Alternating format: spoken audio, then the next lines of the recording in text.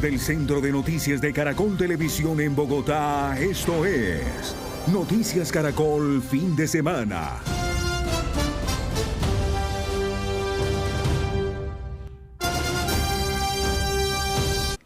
Noticia en desarrollo en Noticias Caracol. 1:15 p.m. Buenas tardes. Continuamos con el desarrollo de otras noticias Caracol del día.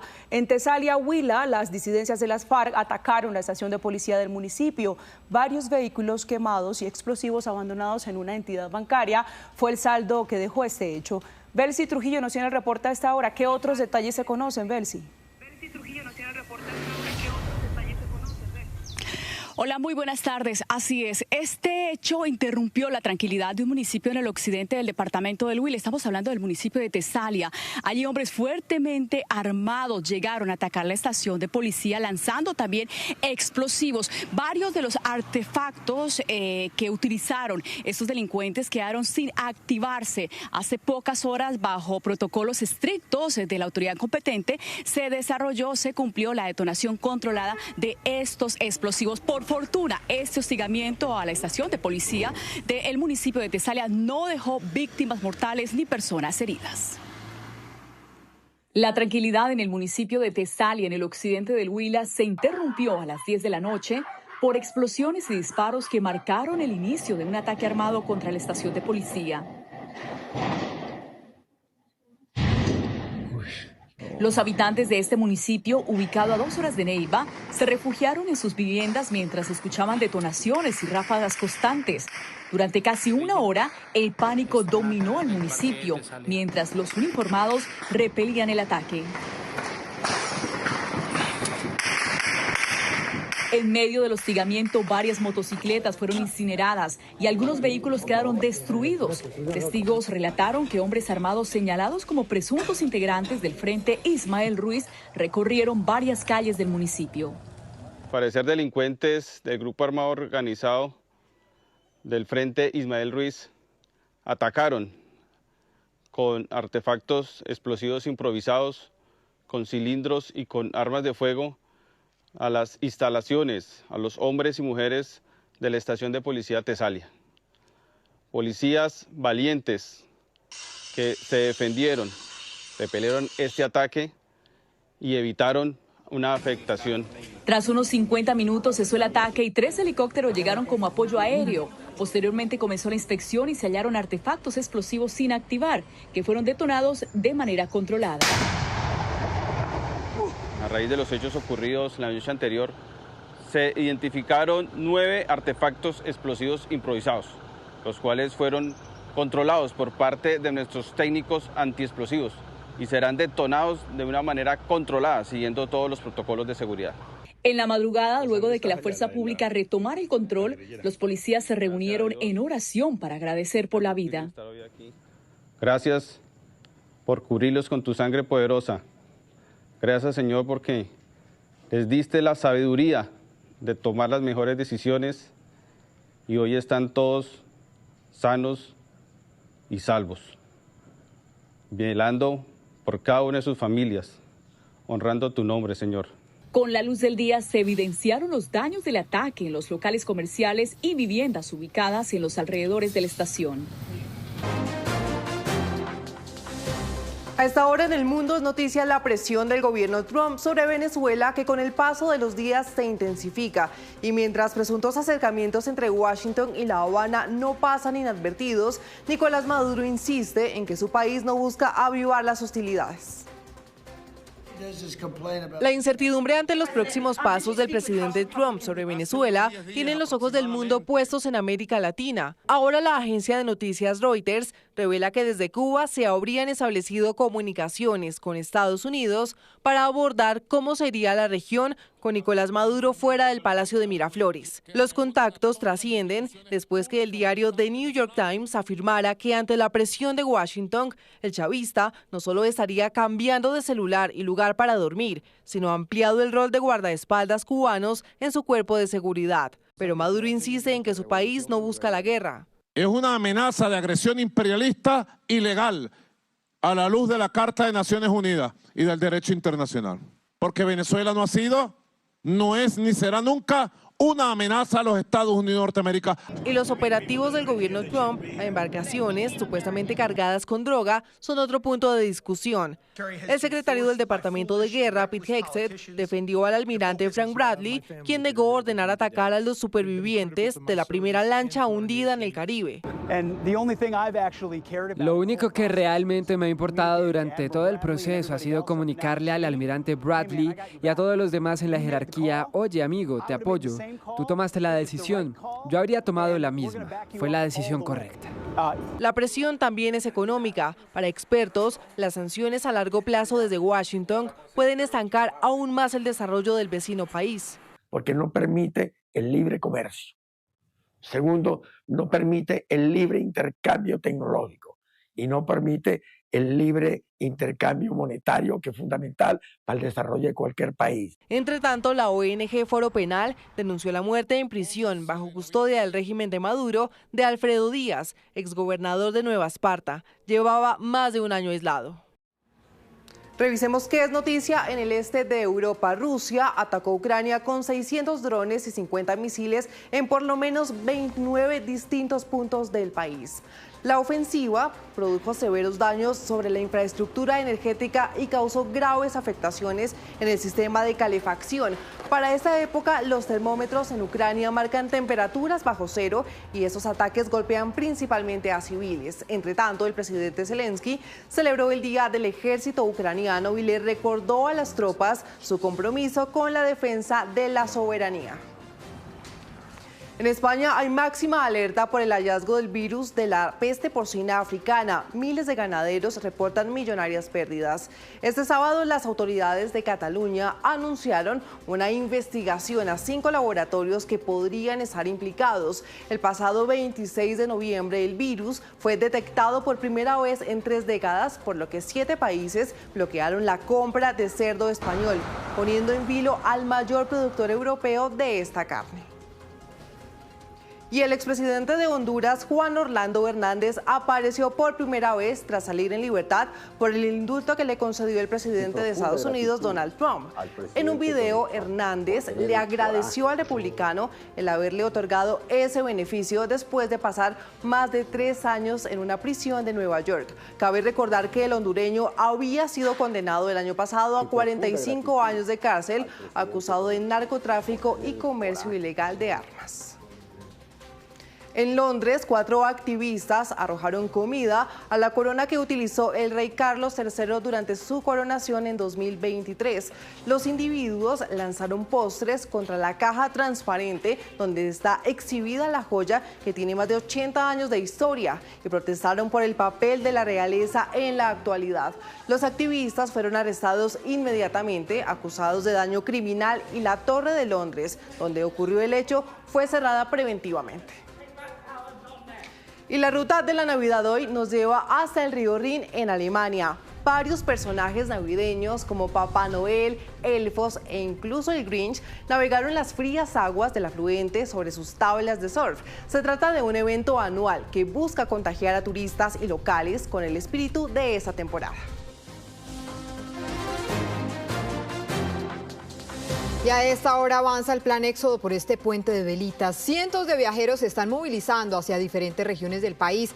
En las vías y en las terminales de transporte se encuentran ya listos nuestros reporteros con toda la información. Iniciamos en la terminal de transporte de Salitre en Bogotá, donde se encuentra Esteban Bejarano. Esteban, buenas tardes. ¿Cuál es el panorama a esta hora allí? Catalina y televidentes, buenas tardes. Pues es un panorama bastante movido. Son decenas los pasajeros que han llegado hasta la terminal Salitre para tomar esos buses y llegar a sus destinos para disfrutar de estas fechas decembrinas. Así ha sido el panorama durante horas de la mañana y sobre el mediodía en las taquillas de la terminal Salitre específicamente. Bastantes filas, bastante movimiento de ciudadanos quienes están eligiendo destinos como Cali, Ibagué, Girardot, Fusagasugá y Neiva para disfrutar de este puente que los va a llevar pues hacia donde están sus familiares. Son varias personas con grandes maletas quienes están listos para comenzar a disfrutar de esta fin de semana de velitas. Sí, señor Esteban. De otro lado, en la autopista sur se encuentra Mayra Tenorio con el reporte de movilidad allí. ¿Qué está pasando? Mayra, adelante. Aumenta la salida de viajeros a esta hora. Quiero que ustedes vean estas imágenes. Autopista Sur, este alto flujo vehicular en este momento por esta vía principal de entrada y salida aquí a la capital del país. Las cifras hablan, 500.000 vehículos movilizados en este fin de semana festivo, 800 agentes de tránsito en las calles. Se recomienda básicamente planear su viaje y más teniendo en cuenta estas imágenes, este panorama, alto flujo vehicular aquí en la autopista Sur. Anticipación para salir de viaje. Y del sur de Bogotá vamos a esta hora a hacer un recorrido por varias ciudades del país. Iniciamos en Cali con Paula Restrepo. Paula, ¿cómo avanza este plan éxodo allí en la Sultana del Valle? Nos encontramos en este momento aquí en la terminal de transportes de Cali, donde esperan que salgan más de 140.000 usuarios en 12.500 despachos hacia los principales destinos que viajan los caleños: Salento, el eje cafetero y por supuesto las playas de Buenaventura. Este fin de semana también estará acompañado por un gran operativo de seguridad en las principales vías del departamento. Serán más de 200 uniformados de tránsito, ejército y por supuesto la policía de carreteras, vigilando las principales vías del Valle del Cauca, pero además también habrá seguridad desde el aire con la Raptor. Ahora vamos con mi compañera Erika Zapata en Medellín. Paola, muy buenas tardes. Yo los saludo desde la terminal del norte de la ciudad de Medellín. Este es el panorama en este lugar. Las autoridades de la terminal del norte y de la terminal del sur esperan la movilización de 240.000 personas. Hay que decir que la policía y el ejército están en los 6 ejes viales del departamento de Antioquia garantizando la seguridad, entregando diferentes recomendaciones. Ahí vemos a la gente con sus maletas. Hay gran afluencia de personas, pero todo con tranquilidad. Hasta el momento las autoridades muy pendientes al tema de seguridad de todos estos viajeros. Algunos van para Bogotá, otros para Cartagena y otros que llegan para fincas del oriente del departamento de Antioquia y por supuesto también a la ciudad de Medellín. Ahora voy con mi compañera Grace Rodríguez desde Barranquilla. Grace, buenas tardes, ¿cómo es el panorama allí? Erika y televidentes, a esta hora avanza el plan operativo en la Terminal Metropolitana de Transportes de Barranquilla, donde se tiene previsto que para esta temporada de alto flujo de pasajeros se movilicen por lo menos 81.000 viajeros. Están viajando, por ejemplo, hacia Cartagena, Santa Marta, Maicao, Valledupar y también hacia Montería. Las personas están listas aquí en familia para disfrutar de este primer puente festivo de diciembre. Entre las recomendaciones que más destacan las autoridades a los viajeros es comprar únicamente en las taquillas autorizadas para evitar estafas y otros riesgos. Es el panorama que se vive aquí en la capital del Atlántico. Alto flujo que se ve evidenciado en las imágenes de la terminal que nos comparte Grace Rodríguez. Gracias. Vamos ahora para el departamento del Meta, donde están llegando centenares de viajeros para disfrutar del fin de semana festivo. Los principales atractivos son el turismo de naturaleza y el clima cálido que hay para esta época en los llanos orientales. Más del 70% de los turistas que llegan al Meta lo hacen por la vía al llano. Luego de habilitar el paso a doble carril por el kilómetro 18, el tiempo de recorrido está en 2 horas y media en promedio. ¿Cuánto se demoró más o menos? De Bogotá lleva unas 2 horas, pero porque hemos parado a tomar tintico. Y se nota que le han trabajado a las obras y el flujo vehicular estuvo muy bien. Bueno, ¿y qué viene a hacer al llano? Cuéntenos. Venimos de paseo, de visita aquí a conocer el llano que nos dijeron que era muy lindo y a divertirnos un rato. Al momento la vía Bogotá-Villavicencio opera con total normalidad. De igual forma todos los ejes viales del departamento del Meta. El Meta es ideal para disfrutar en familia y recorrer sus paisajes y escenarios naturales que hay en todos sus municipios. En el departamento del Meta tenemos 5 rutas turísticas, todas con contenido de turismo de naturaleza, de aventura, paisajes maravillosos, sabana, tenemos bosque, tenemos piedemonte, hay atractivos naturales como el cañón del río Huéjar, como el cañón del Guape en Uribe. Tenemos aquí en Villavicencio el Bioparque Los Ocarros, fincas agroturísticas. Tenemos una oferta gastronómica única e inigualable. El sector turístico ya tiene todo preparado, incluso para la temporada de fin de año. Actualmente el departamento de Meta cuenta con más de 14.000 habitaciones disponibles para turistas, hablando de lo que son los hoteles corporativos y por supuesto los rurales, que son los más atractivos para estas temporadas. Hablamos de que este fin de semana con puente festivo de velitas ya hay un promedio de ocupación o de reservas por alrededor del 45%. El lunes festivo habrá reversible en la vía Al Llano y se dará paso a doble carril en sentido Bogotá-Villavicencio desde las 3 de la tarde hasta las 10 de la noche. A sus 80 años murió el general en retiro Jorge Enrique Mora Rangel, comandante del Ejército y de las Fuerzas Militares, en una de las etapas más cruentas de la guerra contra las FARC y el ELN.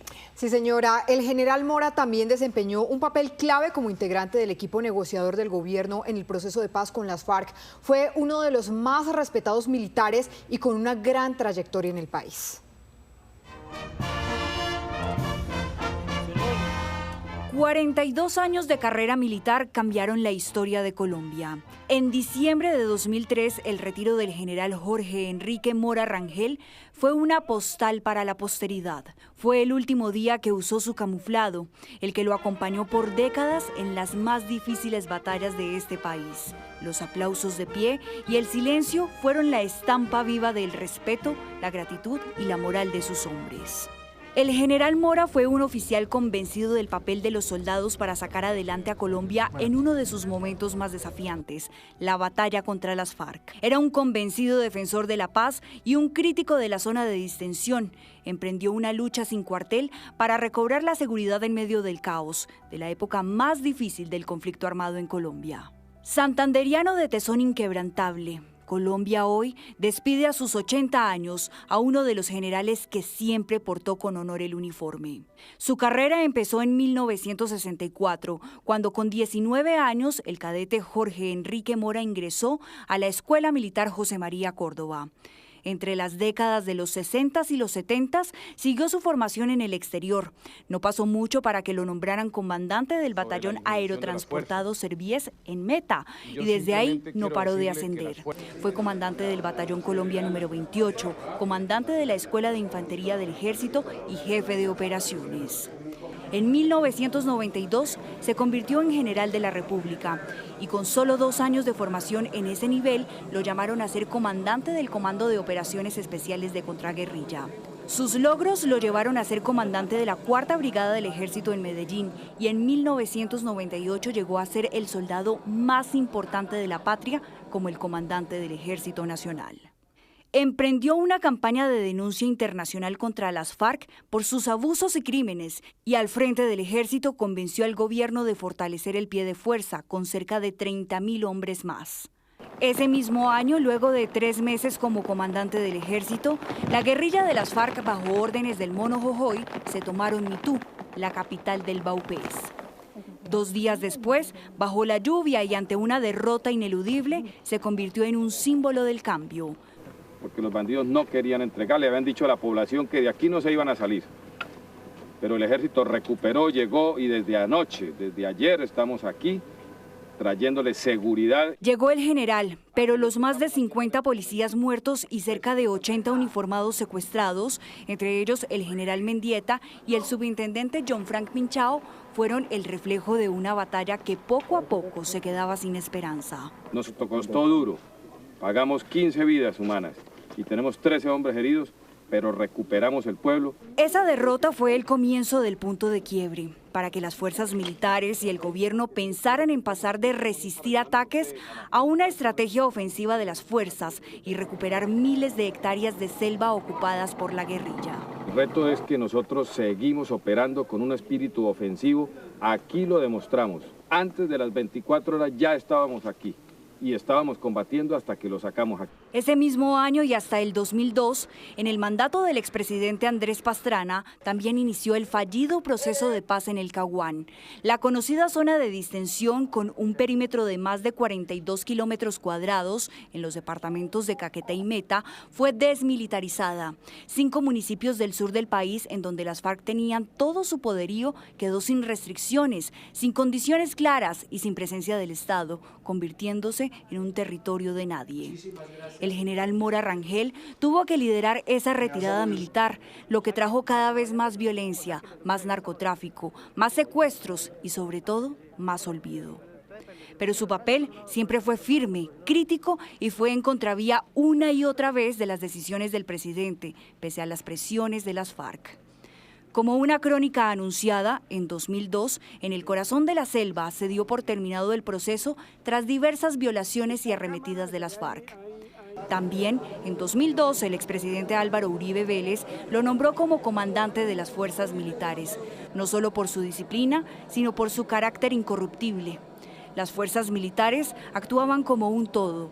No pasó más de un año de tensiones y controversias bajo el Plan Patriota, financiado en gran parte por los Estados Unidos, en donde trataban de devolverle la tranquilidad a Colombia y recobrar la confianza de la gente en los rincones más escondidos del país.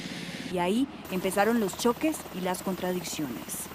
En 2003 se originó la llamada dimisión de cadena encabezada por el general Mora, cuando presentó su renuncia como comandante de las fuerzas militares.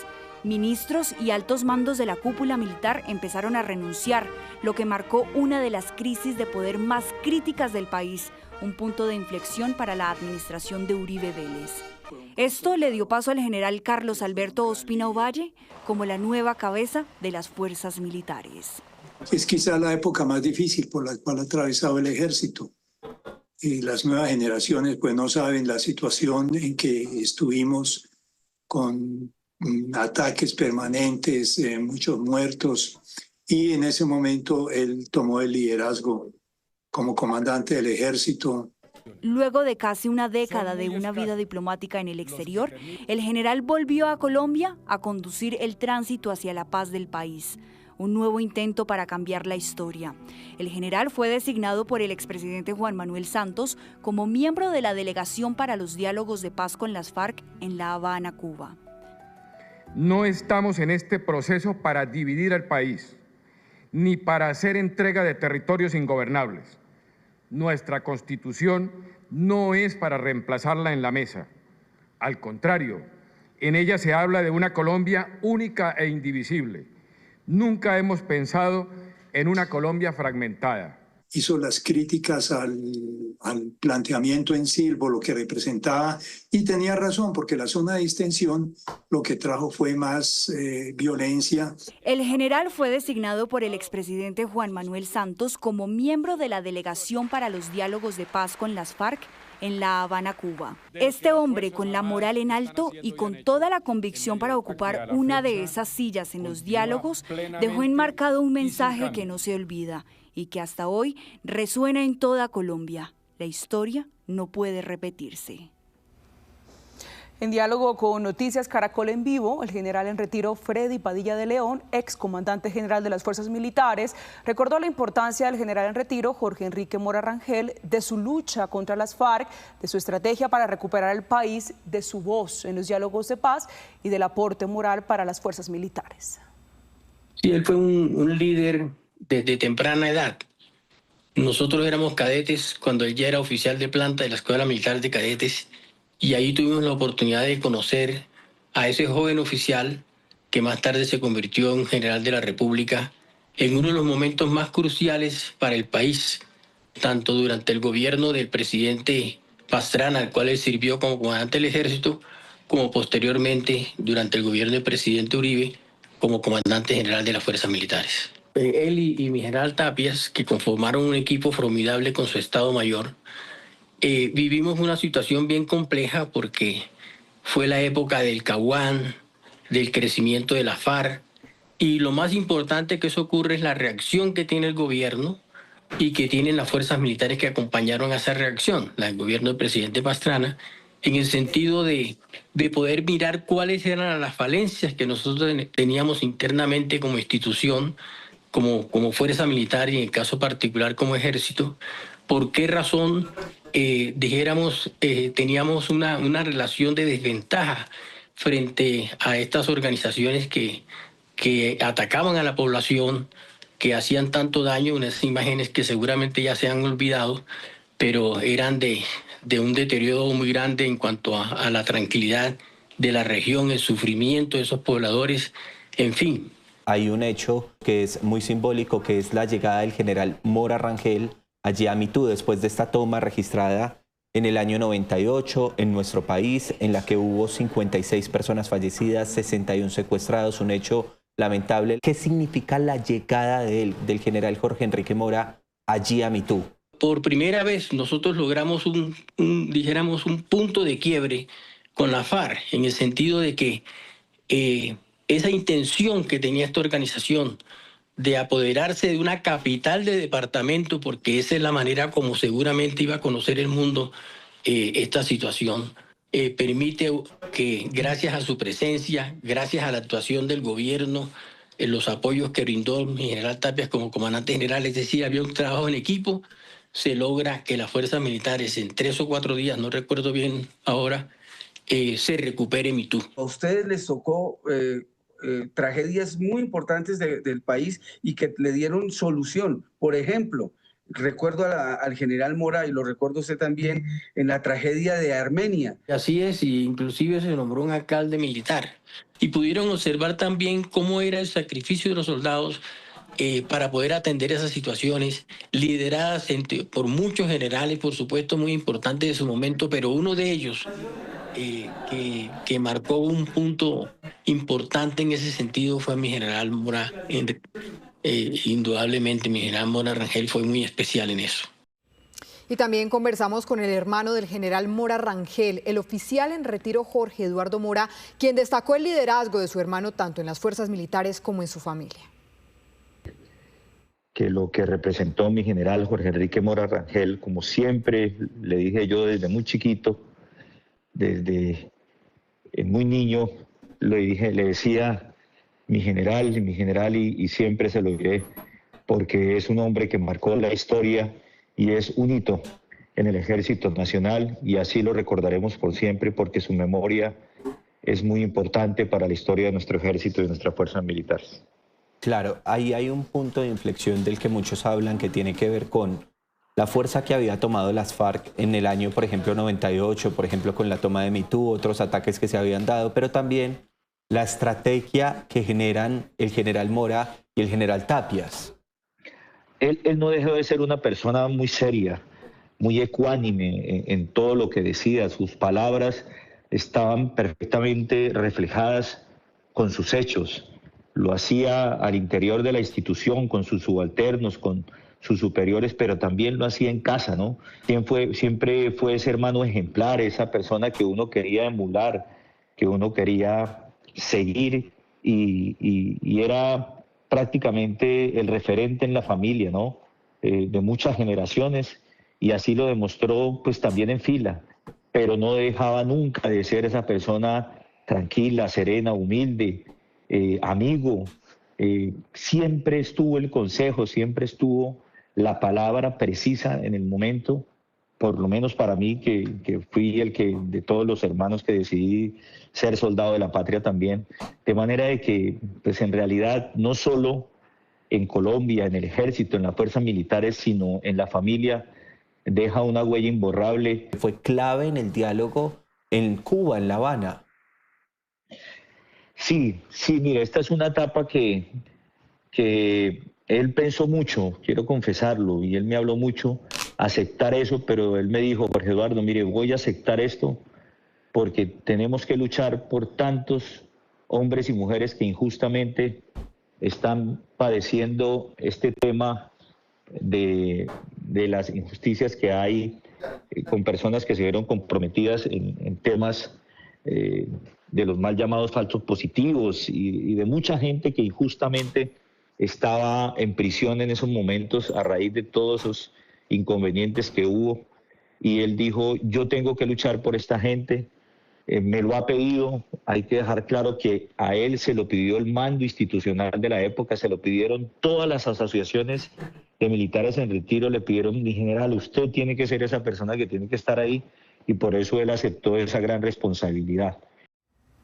Otros miembros de las fuerzas militares y varios líderes políticos del país también reaccionaron a la muerte del general Mora Rangel. Lo recuerdan como un soldado de la patria y como un ser humano con una convicción inquebrantable para defender a Colombia. Con estas imágenes en las que se ve al general Jorge Enrique Mora Rangel cumpliendo su labor como soldado de Colombia, las fuerzas militares hoy rinden homenaje a uno de sus comandantes más queridos. A través de su cuenta de X, el almirante Francisco Cubides, comandante de las fuerzas militares, recordó el legado de Mora Rangel en las tropas del ejército. Su mensaje unió las voces de soldados, marinos y aviadores que hoy lo recuerdan como un hombre forjado en la doctrina y con una convicción inquebrantable en la defensa de Colombia. También lo recuerdan por su servicio durante más de 4 décadas y su firmeza guiando al Ejército Nacional en momentos decisivos de la historia.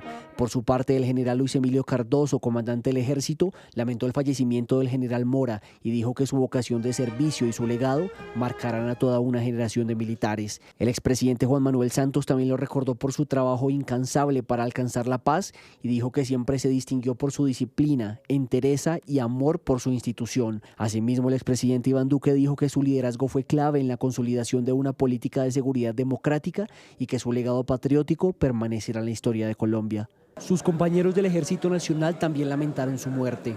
Hoy fallece un faro institucional, una inspiración de los soldados de Colombia. En las filas del Ejército Nacional permanecerá el legado del general Mora Rangel y la moral alta que dejó a la institución para afrontar los momentos más duros de la historia de Colombia.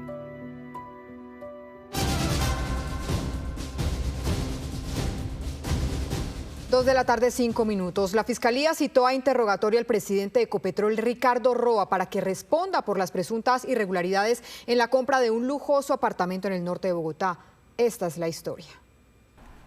Este es el lujoso apartamento que tiene en el ojo del huracán al presidente de Ecopetrol, Ricardo Roa, y por el cual tendrá que dar explicaciones ante la Fiscalía el próximo miércoles 10 de diciembre. Las imágenes fueron divulgadas por la revista Semana en noviembre de 2024. Ocupar un cargo importante en Medellín, en ISA. La razón tiene que ver con la supuesta compra irregular del Penthouse 901, ubicado en el sector del Chico en Bogotá, un inmueble que habría costado cerca de 1.800 millones de pesos, un valor muy inferior al avalúo catastral del sector. Así lo detalló Daniel Coronel en su columna Misterios del 901. En su momento, la unidad investigativa del Tiempo también reveló que la vendedora de esa propiedad habría sido la empresa Princeton International Holdings, fundada en las Islas Vírgenes Británicas y cuyo representante legal en Colombia sería Serafino Diácono, empresario de la industria petrolera. Sobre los pagos, se sabe que al parecer se habrían efectuado a través del coronel retirado de la policía Juan Guillermo Mancera, hoy empresario de los hidrocarburos y quien fue mencionado como supuesto candidato para adjudicarse un megaproyecto de regasificación a través de su empresa Gaxi, como lo contó la unidad investigativa de este noticiero, lo que coincide con su cercanía al hoy presidente de Ecopetrol. Sobre el Penthouse 901, esto fue lo que le dijo el presidente de esta compañía en su momento a la revista Semana. Ni siquiera sabía que iba a ser candidato a Ecopetrol. Insisto, yo estaba más planillado para ir a ser el presidente de ISA.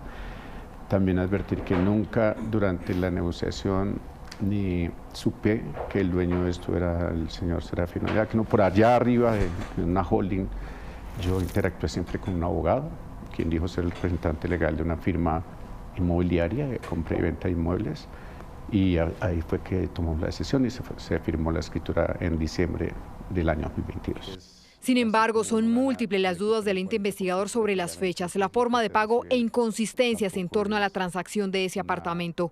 Una de las preguntas de los investigadores se relaciona con la razón por la cual un empresario de la industria petrolera como Serafino Diácono le vendió un lujoso apartamento al entonces futuro presidente de Ecopetrol y a un precio muy inferior al real, entre otros interrogantes que hoy trata de resolver un fiscal adscrito a la Dirección Especializada contra la Corrupción. A las 2 de la tarde, 7 minutos, hablamos nuevamente de la temporada navideña y con un tema que genera profunda preocupación. En Bogotá fueron reforzados los operativos contra la pólvora, teniendo en cuenta que precisamente anoche, en el centro de la capital del país, las autoridades hallaron casi 1 tonelada en locales y en vía pública. Sí, Alejandra, esta situación volvió a encender las alertas en este inicio de diciembre. Mayra Tenorio, volvemos con usted. ¿Qué más detalles tiene? Muy buenas tardes. Hablamos de una cantidad alarmante de pólvora que fue decomisada en las últimas horas. Ustedes ven estas imágenes. Hablamos de 2 operativos en el centro de Bogotá. Y es que para que se hagan una idea de esta cantidad, solamente el año pasado, en los 31 días de diciembre, se incautaron 2 toneladas de pólvora. Y en estos 2 operativos, anoche 1 tonelada. Escuchemos qué dijo el alcalde de Bogotá, Carlos Fernando Galán. Pues ya estamos cerca de haber incautado 1 tonelada este año de pólvora. Fueron 2 operativos principalmente, uno fue en calle, un vehículo que transportaba cerca de 429 kilos de pólvora, no tenía la autorización para mover esta pólvora, ni tampoco para venderla obviamente, tenía la intención al parecer de venderla en espacio público. Y el segundo operativo fue en San Victorino, donde se encontró en una inspección cerca de casi 400 también kilos de pólvora. En esta investigación, la policía de Bogotá también está alertando de los comercios que están siendo utilizados para vender esta pólvora de forma ilegal. También de estos vehículos cargados desde el vecino municipio de Soacha, que llegan aquí a la capital del país para vender esta pólvora en vía pública. Mayra, entre tanto, las autoridades en Antioquia están en alerta por los casos de extorsión y de estafas digitales que se registran en esta época. En las últimas horas fueron capturados 4 señalados extorsionistas en Medellín. Este es el momento cuando 2 señalados extorsionistas llevan empujones a un adulto mayor y luego lo golpean porque se negó a pagar una extorsión. La situación ocurrió ante los ojos de más personas en el centro de Medellín. He entrado, como quien dice, en depresión, se me han presentado muchísimos problemas con proveedores porque también a ellos los cogieron, los llamaban y decían de que si yo les estaba debiendo dinero, que ellos se hacían cargo de esas deudas. En las últimas horas la policía capturó a 4 de esos delincuentes que dejaron por lo menos 100 víctimas durante los últimos días. Estas personas se encargaban de cobrar entre 20.000 y 45.000 pesos semanales para permitirles la ubicación en algunos puntos de la ciudad. La preocupación para las autoridades, no solo de Medellín, sino de toda Antioquia, es que en Navidad los delincuentes aprovechan para intentar sacarle a las malas el aguinaldo a muchos. Que en lo que va corrido del año el Gaula de la Policía de Antioquia ha realizado 99 capturas por el delito de extorsión, 17 capturas por el delito de secuestro y 9 capturas por otros delitos. ¿Cuál venía siendo extorsionado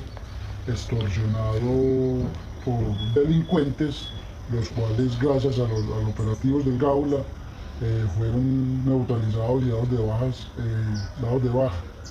Ellos me pedían primero 20 millones, luego 30, luego 50 millones.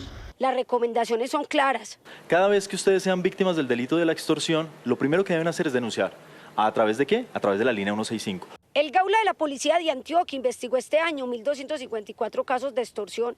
La denuncia aumentó en un 5% y las autoridades siguen en las calles trabajando para evitar el delito.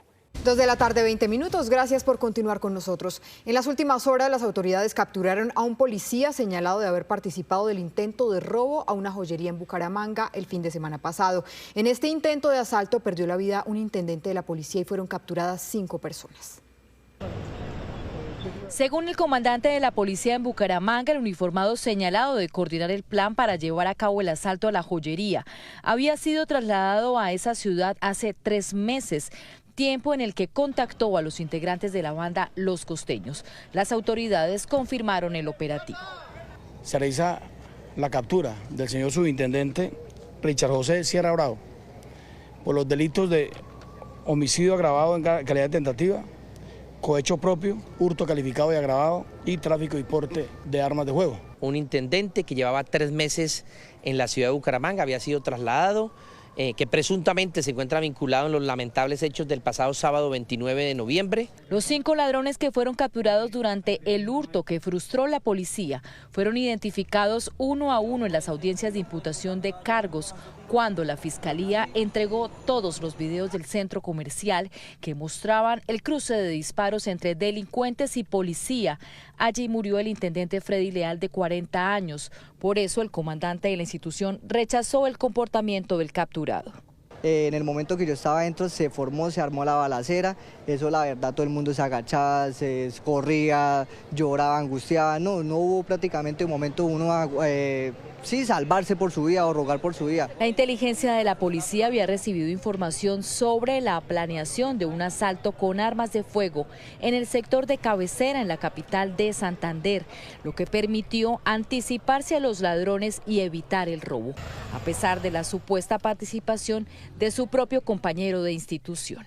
Estamos poniendo a disposición ante las autoridades competentes a este uniformado que salió de lineamientos de nuestra institución, que violó y vulneró nuestra imagen, nuestro uniforme, y que verdaderamente tendrá que responder ante las autoridades judiciales. Los capturados permanecen con medida de aseguramiento en la cárcel, mientras la alcaldía mantiene activo un plan de seguridad en los centros comerciales.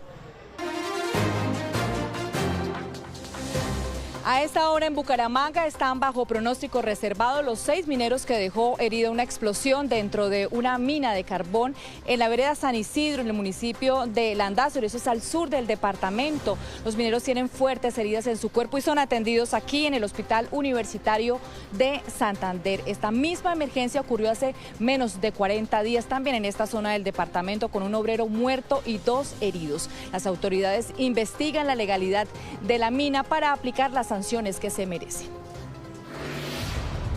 A esta hora es noticia en Cali el presunto acoso y hurto a un reconocido médico cirujano y su esposa en un glamping ubicado en Alto Pance. El hecho habría ocurrido el pasado 1 de diciembre, cuando la pareja se dirigió a este establecimiento turístico a celebrar el cumpleaños del médico, cuando al parecer 3 hombres irrumpieron en la habitación y realizaron los atroces vejámenes. Fue gracias a una llamada que realizaron al Gaula Militar que pudieron salir con vida de este lugar y ahora se encuentran internados en un centro médico recuperándose. Por su parte, el glamping informó a través de un comunicado que colabora con las autoridades para esclarecer los hechos. A esta hora es noticia que la policía del departamento de Antioquia investiga 2 casos de saqueo que se presentaron en las últimas horas en 2 municipios del departamento, uno en el municipio de Santa Bárbara y otro en Yarumal.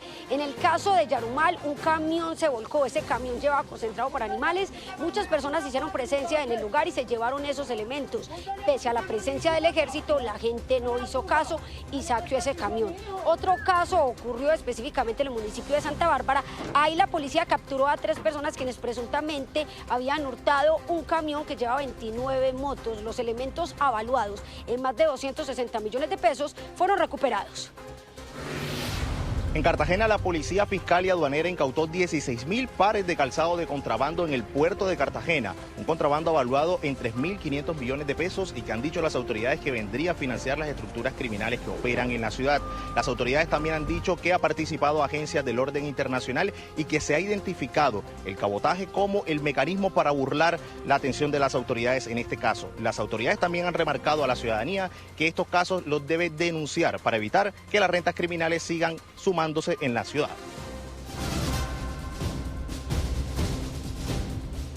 2:25, momento para hacer un recorrido por los alumbrados que brillan en varias regiones del país. Iniciamos en el municipio de Cajicá, donde las luces se convierten en un motivo más para visitar a esta hermosa población ubicada en la sabana de Bogotá. Se prendió la Navidad en Cajicá. Su parque principal se encendió con decenas de luces que engalanan este municipio de Cundinamarca. Sus arcos iluminan las entradas al parque, sus figuras con movimientos y sonidos y su gigantesco pesebre forman la ruta perfecta para disfrutar de esta Navidad en familia. Primero, Cajicá Despierta, donde vamos a tener una puesta en escena de todo lo que es nuestra iluminación, así como lo pueden ver ustedes, una muestra cultural, una muestra deportiva, una muestra de lo que es el comercio artesanal, el comercio gastronómico y todo lo que aquí ofrecemos para todos. Aprovechando tanta iluminación, realizarán un evento gastronómico de talla internacional. Tenemos un dispositivo bastante importante para garantizar la seguridad de propios y visitantes para que asistan tanto este fin de semana del 6 y el 7 de diciembre como del 13 y 14 en el Festival Gastronómico. Así que la ruta de la Navidad llegó a Cajicá para que compartan, disfruten y aprovechen esta hermosa época del año. Y en Cartagena también se encendió el alumbrado navideño que cuenta con más de 50 puntos en las 3 localidades de La Heroica. Calles, plazas, parques y bienes patrimoniales fueron cubiertos con el brillo de la Navidad en todo su esplendor. Sobre una plataforma de 40 metros de ancho y 12 figuras de 6 metros de alto que incluyen a la Virgen María, San José, el Niño Jesús, los Reyes Magos y el Portal de Belén, se engalana la Bahía de las Ánimas de Cartagena. Si hay algo que destaca la ciudad son sus cuerpos de agua. Esta, la Bahía de las Ánimas, con esa plataforma allí, con el pesebre flotante más grande de Colombia sin duda, y que ya hoy la comunidad, la ciudadanía cartagenera y los visitantes lo han adoptado como la foto obligatoria de la noche, ¿no? En Navidad. Con un show central acompañado por más de 150 artistas en la Plaza de la Aduana, se le dio la bienvenida a los miles de cartageneros y turistas que vieron el conteo regresivo que encendió la Navidad. Todo muy hermoso, venimos de la ciudad de Ibagué y no sé, en unos alumbrados tan grandes y tan espectaculares. Muy hermoso, la verdad, este año se las lucieron y los juegos artificiales estuvieron espectaculares. El alumbrado navideño de 2025 destaca en sus plazas, parques y fachadas, figuras volumétricas, techos de luces resplandecientes, pasacalles y elementos lumínicos en sus espacios más emblemáticos. Súper espectacular. Invito a todos a que vengan a pasar estas fiestas navideñas aquí en Cartagena. Súper espectacular. Excelente, pesebre navideño, las luces de reloj, muy hermoso la verdad. El alumbrado navideño fue encendido en las 3 localidades de Cartagena. Y en Ricaurte, Cundinamarca, los farolitos son los protagonistas. Allí la comunidad, los comerciantes y las autoridades se unieron para realizar un festival en su honor. Estas obras de arte, hechas a mano, iluminarán las calles del municipio.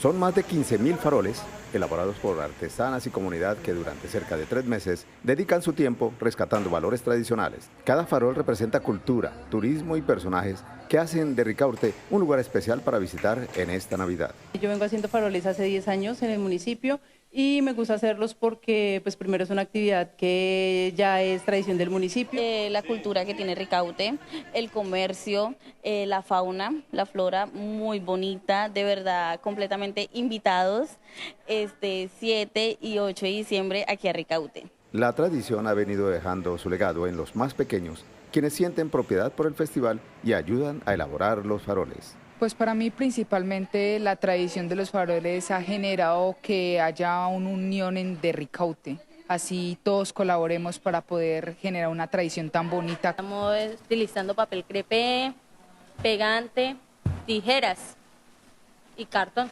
El festival atrae a gran cantidad de turistas, permitiendo dinamizar la economía y el desarrollo social de la región. Pues gracias al apoyo de la administración, con estos eventos se beneficia mucho el comercio, ya que trae turistas, ya que Ricaurte es reconocido a nivel nacional por el alumbrado que siempre cada año coloca el municipio. Y la economía se reactiva porque siempre en este año se vinculó a los mismos comerciantes para que hagan sus faroles y los proyecten. Esto es una actividad que hace 7 años se viene haciendo. El recorrido por el Festival de Faroles termina en una tarima central, donde los espectadores disfrutan de presentación de artistas locales, danzas tradicionales y la exposición de arte y cultura del municipio. En otras noticias, en Cartagena, 62 caballos dejaron atrás una vida de carga para iniciar una nueva etapa en libertad. Sus propietarios, que dependían de ellos para su sustento, recibieron motos cargueras para que puedan seguir trabajando. 62 caballos en Cartagena experimentarán un cambio en sus vidas. Gracias al proceso de transición de vehículos de tracción animal a motos cargueras, estos equinos dejan atrás una vida de trabajo con carretas para ser cuidados en ambientes naturales. Este animal, que lleva por nombre el Mocho, impulsó el sustento de la familia de Mauricio Valencia, que ahora, en medio de la nostalgia, le agradece por tanto servicio. Ay, mi mochito, te me fuiste, te compré en Villanueva. Gracias por darme, por componer la casita de material, por componer mi casita de tablita y por todo que me has dado. Gracias. Don Juan Carlos tampoco pudo evitar las lágrimas al desprenderse de Zeus, a quien consideraba como un entrañable hijo. Pero ese es mi hijo porque yo adoraba a mi caballo. Mis nietas me pidieron que no lo entregara. No te preocupes. Tanto el Mocho como Zeus dejarán las calles de la ciudad para disfrutar de lugares naturales. Esos caballitos hoy están descansando en las praderas, en los potreros, en las fincas de quien realmente merecen estar. Los antiguos propietarios también tendrán derecho a visitarlo para que ese vínculo entre animales y antiguos propietarios que durante muchos años estuvieron juntos no se pierda. Para garantizar el derecho al trabajo de los propietarios equinos, el distrito los dotará de motos cargueras. Todo un proceso en el cual se les ha dado una capacitación, se les ha enseñado a conducir, pero también se les ha entregado un motocarro con el cual su estilo de vida va a cambiar totalmente. En 2024 ya se habían sustituido 57 vehículos de tracción animal y con esta segunda partida el distrito completa los 119 beneficiarios, compromiso asumido en el Plan de Desarrollo Distrital en la línea estratégica de Ciudad Conectada y Sostenible. Estudiantes del colegio Formemos en Tena, Cundinamarca, desarrollan un sistema para producir biogás a partir de residuos orgánicos, una iniciativa que impulsa la educación ambiental y la innovación rural. Bancolombia y Caracol presentan Colombianos que hacen historia. Hola, mi nombre es Stephen Rueda y esta es mi historia. En el colegio Formemos de la Corporación Educativa Minuto de Dios en Tena, Cundinamarca, Stephen Rueda lidera un proyecto sostenible para producir gas metano de uso doméstico. El proyecto del biodigestor, a partir del aprovechamiento de residuos como las heces de cerdo, es una copla entre educación y experimentación. La idea es montar un biodigestor que produce biogás para la cocina del colegio y entonces pues esto aportaría a reducir el consumo energético de la misma institución. ¿Qué impacto esperan tener en los jóvenes de este colegio? Es como esa inversión que le dejamos a las nuevas generaciones en cuanto a buscar oportunidades diferentes a las que ya traemos y hacer de estos proyectos pues sostenibles en el tiempo. Según la Organización de Naciones Unidas, el biogás como energía renovable es una alternativa que podría reducir los gases de efecto invernadero hasta en un 30% y proyectos como estos son apoyados desde la docencia. Empoderar a los muchachos en conocimientos como ingeniería, diseño, innovación, es la manera de hacer un país mejor. Me parece que le están dando un lugar muy importante a la ruralidad como debería ser y están ayudando a que estos chicos busquen nuevas maneras de energías. Por hacer parte de una transición energética consciente, sostenible y responsable, Stephen Rueda es un colombiano que hace historia. 2 de la tarde, 55 minutos. Para conmemorar los 20 años del fallecimiento de la artista antioqueña Débora Arango, el Museo Santa Clara de Bogotá, en colaboración con el Museo de Arte Moderno de Medellín, inauguró la exposición La huida del convento. David Molina visitó esta muestra inédita.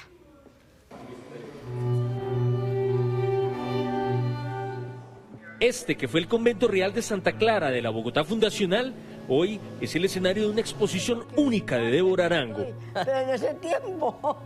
La huida del convento reúne 18 pinturas en pequeño, mediano y gran formato, un trabajo explícito de esta retratista de la realidad colombiana y pionera de la corriente expresionista en el país. Lo que hace Débora Arango es huir del convento, huir de esas prisiones que le pusieron la iglesia, la sociedad, el Estado, el arte, para representar lo que ella quiso mostrar, que fue la realidad. Este billete de 2.000 pesos con el que usted se topa todos los días habla de esta mujer, Débora Arango, que el día de hoy está cumpliendo 20 años desde su muerte, de la eterna pintora en acuarelas de la estética femenina, la primera en Latinoamérica en que lo hizo y que hoy tiene una exposición inédita en el Museo Santa Clara. Para Víctor Cabezas, periodista y autor del libro Débora Arango de perfil, la artista paisa fue en sus palabras una revolucionaria discreta. Ya el solo hecho de que una mujer tenga un pincel ya era un acto feminista revolucionario en esa época. Ella no solo fue una pintora, sino que se atrevió a pintar desnudos y fue la primera en hacerlo en América Latina, primer motivo. Segundo motivo es porque ella se aparta de un canon artístico clásico de pintar paisajes, digamos que riquezas, personas pudientes, y ella desciende a pintar el pueblo humilde.